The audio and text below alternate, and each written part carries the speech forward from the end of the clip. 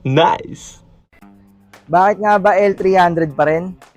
Tara, pag-usapan natin.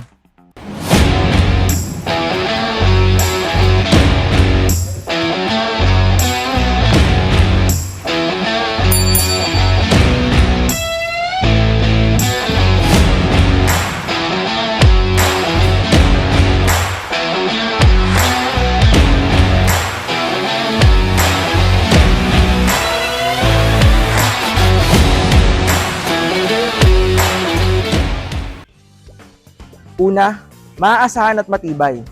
Kilala na ang L300 na subok na sa mabibigat na deliveries dahil merong itong payload na 1,215 kilograms. Pangalawa, flexible ang design. Panalo for business. Hindi lang to pang deliver. Pwede rin gawing mobile clinic, school bus, or food truck. Pangatlo, spacious. Kasya 17 katao kasama ang driver.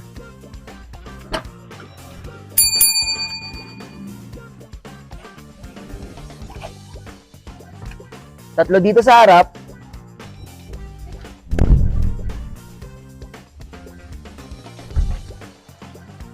At 14 naman dito sa loob. May space pa sa gitna para sa mga gamit nyo. Naka-aircon na rin yan. Pang-apat, powerful ang engine.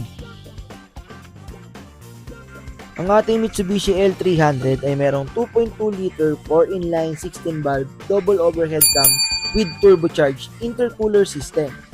Meron siyang maximum power na 99.25 horsepower at 200 Nm of torque. At saka 40% na mas malakas ang torque niya at cooling power sa previous nitong engine.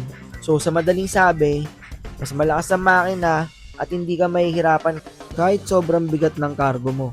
Kaya kung yung dating L300 ay malakas ng makina, ito paniguradong mas malakas at mas reliable. Kalima, mura ang maintenance.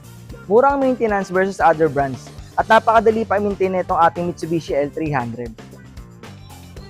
Ika-anim, budget friendly.